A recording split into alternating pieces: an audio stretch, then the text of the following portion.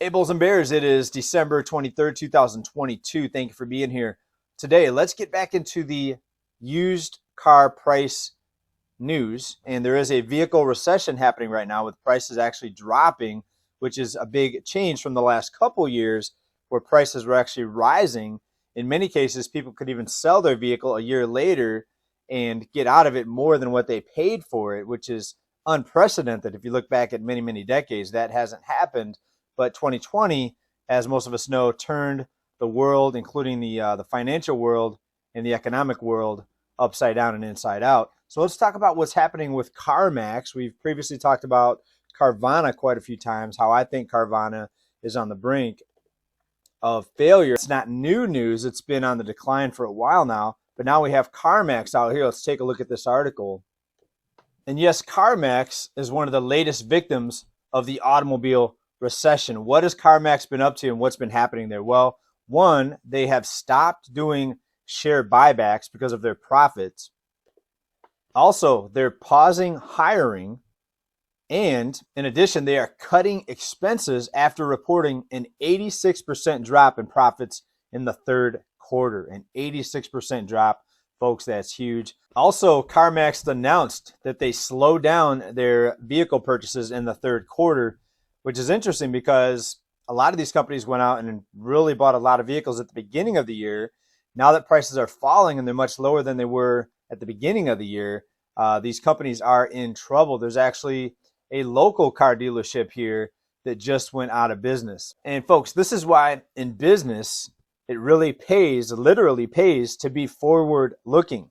So as a citizen, as a consumer, as someone that has a budget, even as a person and as a business, do you want to buy something that just went up like this in price? And that can be said for a lot of different assets. When the stock market goes up like this, when cryptos went up like this, when the price of something goes up like that, parabolic, typically not a good time to buy. And a lot of dealers went out and they bought a lot of vehicles when prices were basically going parabolic. Same thing with buying a home. We see parabolic moves in home prices over the past couple of years, unprecedented increases that we've never seen before. So you have to ask the question, are prices going to keep going up nonstop forever? Well, some people had that fear. They were fearing hyperinflation, that things would never return back to any sort of normalcy. And it's that sort of fear and irrationality that causes bad financial decisions. Now, is there a real possibility of hyperinflation? Sure, we've seen it in other countries, but with the U.S. having the world reserve currency, we will not see the destruction of the U.S. dollar and hyperinflation here in the United States like we've seen in several other countries, Venezuela, Zimbabwe, etc. But people that don't understand that, including business owners, are more likely to make decisions based out of fear and what could happen. And just like us as people, as citizens with a household budget and finances to keep track of, businesses also are subject to the same mistakes. If somebody went out and bought a home in April and May of this year, in most parts of the country now, they are underwater. If somebody went out and bought a vehicle in the middle of the year or the beginning of this year, they are likely underwater in their vehicle. Now, I say underwater, assuming that most people finance both homes and automobiles. Of course, if you paid cash, then you're not underwater because there's no loan to be underwater in, but it's still not a good feeling when you buy something and watch the price collapse, not just the typical depreciation that we see in vehicles, but more like a double whammy of depreciation as the vehicle gets older and gets more miles on it and price goes down because of that. But now also because of the vehicle price bubble also bursting is the second part, or the second part of the double whammy of the vehicle price depreciation. Now also CarMax reported that in the third quarter it bought 40% less vehicles than it did in the prior quarter, which was the second quarter. Also, what else is happening to pile on top of the situation with the vehicle recession and the falling prices?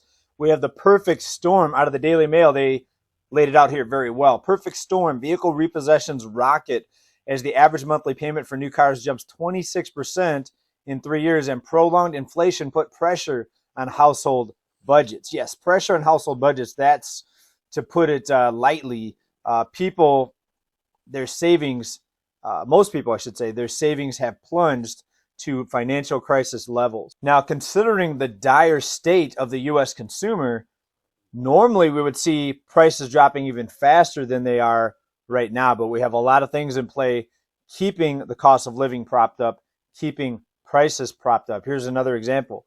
20 plus million households getting assistance right now with their utilities.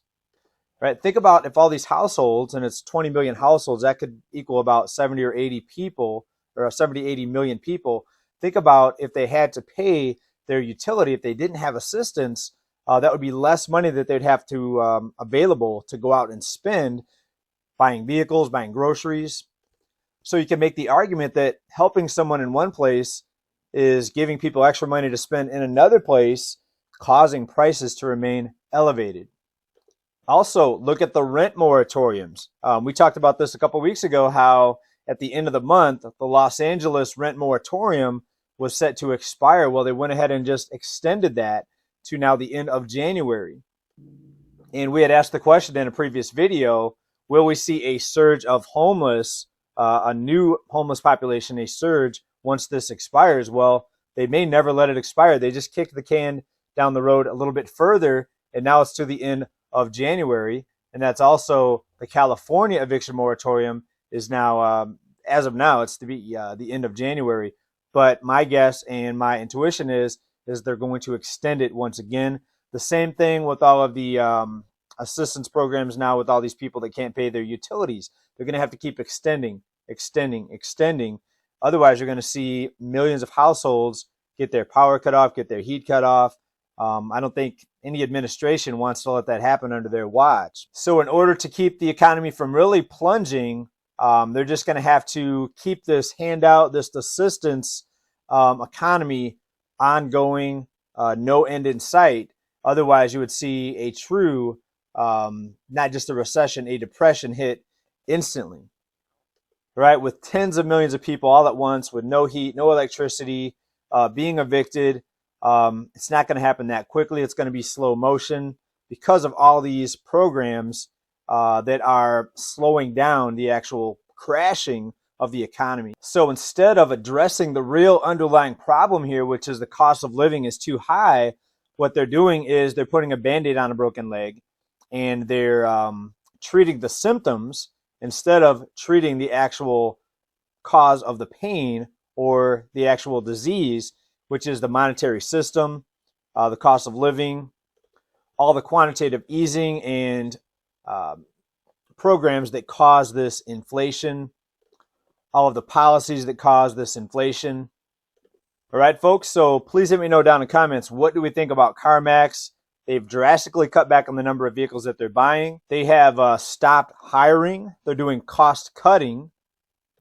We see also the Carmax stock has dropped now to about a 2.5-year low, and profits plunge over 80% from the prior quarter. And we have to ask ourselves, if profits are looking so bad now from the third quarter, what's it going to be like in January and February when we look at the fourth quarter numbers here for the last quarter of this year, 2022? Please let me know what you think down in comments.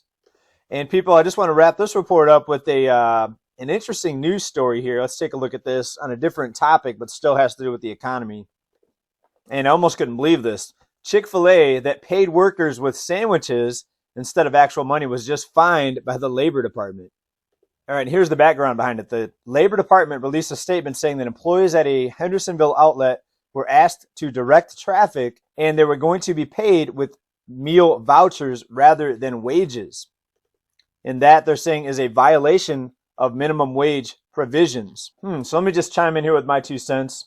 I guess if it was a minimum wage versus food, it would depend on how much the food would cost normally. So if I get $80 worth of sandwiches, but normally I'm going to get paid $14 or whatever the minimum wage is, I might choose the sandwiches. I doubt if it was that much though. And even if it was $80 worth of sandwiches, what if they're overpriced sandwiches? It still may not be worth it. All right, folks, so what do you think about that story, Chick-fil-A, and what's happening with Carmax and the vehicle recession, as it's being called? Please let me know what you think down in comments. Thanks, everybody, for being here, for watching this. Big love to everybody. Keep stacking. Bye for now. Peace.